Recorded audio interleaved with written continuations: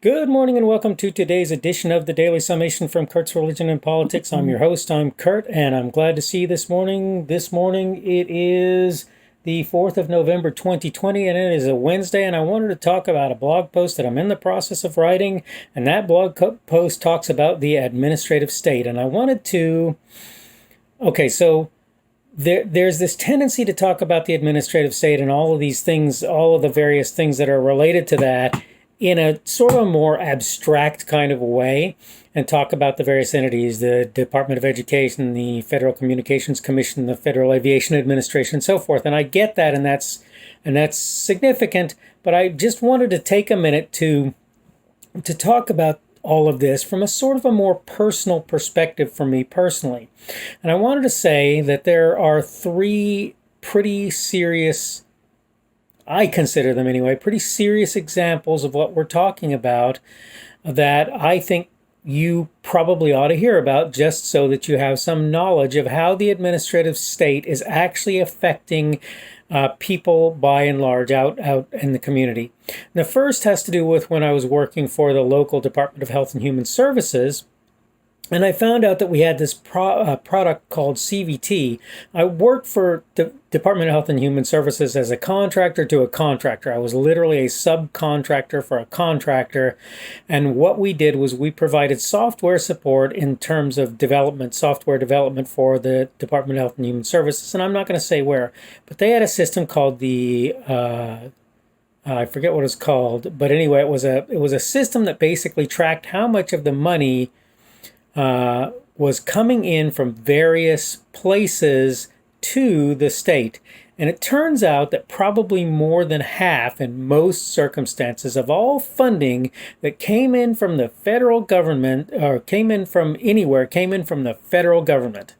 Okay? And of course, there were no strings attached, right? That would never happen. We could never have strings attached to that.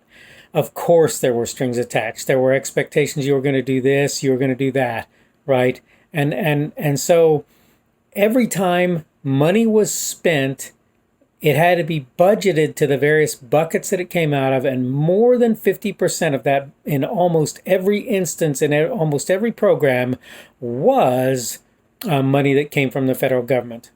So that's a kind of a scary thing. Okay, so the second thing... I'm trying to think what the second one was. Well, let me get on to the third one, which is the one I kind of wanted to cover last, but I'll go ahead and talk about it now anyway.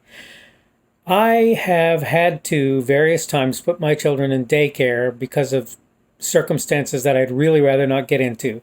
And I probably will end up having to do that again, just depending on circumstances. It's highly likely. I don't like doing that in the first place because I don't like having other people look after my kids for me. But the thing of it is this. On the walls of the daycares locally are notices about equal treatment, non-racism, and various things. Besides the fact that the daycares that my kids have gone to have been largely African-American, have been largely black, whatever you want to call them. And I have no problem with that, by the way. That's not an issue for me. I don't have a problem with that. But besides that fact... the thing that kind of amazed me was that the notices that were on the daycare walls were not something that the daycares dreamt up. And they weren't even something that the local government authorities decided were a good idea. They were from the federal government. Now, you ask yourself, how did the federal government get itself wedged into daycares? Well, the answer is through the USDA.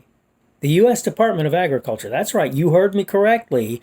The U.S. Department of Agriculture mandated that daycares had this notification on their walls. Well, how the heck did the USDA do that? Well, it's not a super complicated process, but give me a minute, because it's going to take a second to explain. Not a huge amount of time, but the thing of it is this. Daycares operate on very tight budgets. They don't have a choice. If they want to operate, if they want to be competitive, they have to operate in payment schedules that match other entities' payments, other daycares' payment schedules, right? That are close, and then it's a question of whether or not you like this one or that one better. But the thing is, in order to stay within their allotted monies, they have to do two things. One, they have to accept vouchers, okay, so that daycare is paid for by somebody other than the person putting the kid in daycare. But two, they have to accept food from, you guessed it, USDA programs. And the USDA uses that as a lever and says, you will play ball our way, or you won't get that food. And here's the thing about that. Again, if they have to go and buy the food, the additional expense makes the cost to them higher. So either they try and eat the cost, which of course none of them can really afford to do, particularly if they're low-end daycares, that is not highly expensive daycares. Okay, so they take the food, and in the process, they are subject to not just DHS, Department of Health and Human Services locally, who is probably mandated in some way by the federal government, by the way, but that's beside the point. They're not only required to go through their various slings and arrows, but they're also having to deal with the mandates of the USDA, the U.S. Department of Agriculture, because they're taking food from USDA sources. The third thing that I was trying to think of was related to the fact that Medicaid is supposed to be a state-run program. There's only one problem. The organization on the federal government called CMS does federal oversight of Medicaid programs in which they basically tell Medicaid providers how they will operate. Okay, they do that.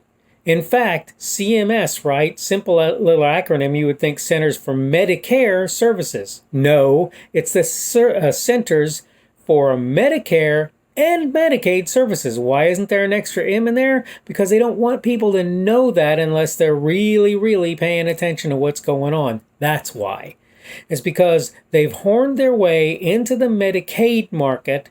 They own the Medicare market for all intents and purposes. They can downrate you in such a way that you just disappear from the market, or tell you that you can't operate on the market if you're I think it's a Part C, the ones who do the Medicare services outside of the federal government, using federal government mandates to do what they're doing. They can literally be told. I worked in a place where, and I won't tell you who, but I worked in a place where they were providing those insurance policy, right? And their provision of that insurance policy was fully under the federal government, under CMS. But here's the thing. Medicare, well, it's Medicare. So you kind of expect that at least Medicare is going to say, this is what we expect, this is what we mandate, and so forth. On the other hand, where Medicaid is concerned, it's intended to be a state program, yet it is managed largely on the by the federal government. And you can say it's not managed all you want, but if the federal Medicaid folks do not agree with what you're doing in your state Medicaid program, you will not get federal funding. And again, considering that the state gets 50% or whatever of its funding in most instances from the federal government on most public programs, guess what? That means you lose a huge percentage of your funding. And I wouldn't be surprised to hear that they held over them also the idea that they could lose funding for other health-related things if they don't play ball with what the federal government says that they need to do. And so what it comes down to is this. There is an administrative state. I've given you some of the agencies that are part in the Department of Education and the Federal Communications Commission and the Federal Aviation Administration and various others. And there are many. There are legion, right, of bureaucrats who are telling people what they need to do in order to maintain and to live with federal mandates that are being passed down, even if the programs that they're actually covering, for all intents and purposes, are state programs. And I'll tell you right now that I personally have seen what happens when the federal government gets its hooks into something. And you can look at other examples. There's the whole refuse highway funds if you don't keep the speed limit below this level, or move the drinking age up to 21 or whatever. All right, I am about out of time today, so I'm going to go ahead and wrap up. I hope you're having a good day. Again, today is the 4th of November, and it is Wednesday, the day after Election Day, and tomorrow will be the 5th of November, and it will be Thursday. I hope you're having a good day today, and hopefully we will see you again tomorrow. The speaker on this edition of the Daily Summation is Kurt Schubert.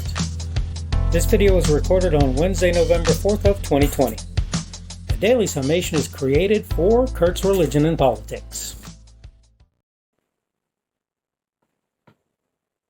Thanks for checking out this video. Remember that you can like it on YouTube and you can give it a rumble on Rumble if you want to do that. I have channels on both YouTube and Rumble. They are the Kurt's Religion and Politics channels. You can subscribe to either one of those if you want to do so. Remember, if you subscribe on YouTube, you probably want to click the notification bell in order to be notified of new content. If you want to see more from me, you can check me out on my blog. That's blogs.kpschubert.com, blogs.kpschubert.com. You can also see my Facebook page. That is Kurt's Religion and Politics on Facebook. You can check out my Twitter, Parler, and Minds.com accounts. My handle on all three of those is at kpschubert. That's at kpschubert. You can check out my podcast. The podcast is at podcasts.kpschubert.com. That's podcast.kpschubert.com. And finally, you can check me out on Patreon. And if you want to support me, that's probably one of the better places that you can do that. I am Kurt's Religion and Politics there. Thanks again for checking out this video, and hopefully we will see you again tomorrow.